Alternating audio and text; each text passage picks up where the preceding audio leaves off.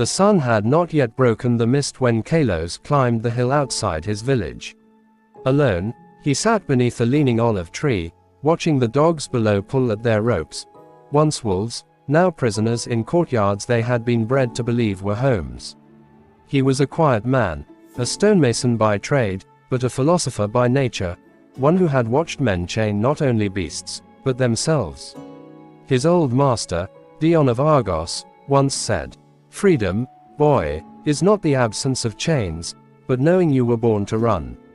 Kalos hadn't understood then. He did now. He watched a child tug a dog by the neck through the market square, its tail wagging, not from joy, but confusion. It had been trained to smile at captivity. So had its master. They once ran with wolves, Kalos thought. Now they wait for permission to walk. Men were no different. The village labored for coin, not olives. They spoke of freedom while begging for time. Time to lie under trees, to feel the sea wind, to hear the world that made them. A vacation, they called it. A brief return to what should have never been left behind. Kalos closed his eyes. He remembered the forge fire comfort of routine. How it dulled him. How he mistook quiet slavery for peace. He had loved the warmth of his hearth, until he realized it came from a fire that consumed his days.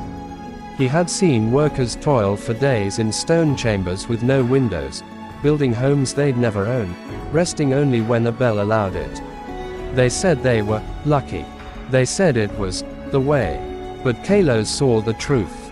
They had been domesticated. Like the dog that must sit to be fed, man had traded instinct for instruction, and called it wisdom. He had caged himself with comfort, thinking chains made of silk were not chains at all. But nature, Kalos thought, was not flawed. Only man tried to improve on it. He opened his palm and watched an ant carry its food. No king had told it what to do. No whip had taught it duty. It moved because it was alive. Nothing more. He thought of how easily the world's illusions pass for truth. Men called it security. Yet it was only enslavement, draped in comfort. The comforts of a prison do not promise safety. Floods reveal this. So does fire. What we believe protects us often blinds us. Nature strips away what is borrowed, and leaves only what is real. And that, Kalos now knew, was enough. Kalos stood. He walked barefoot down the hill, past the tethered dogs, past the workers, past the man who asked him, "Where are you going?" "Home," he answered. "But your home is back that way." "No," Kalos said. "That was the cage I mistook for shelter."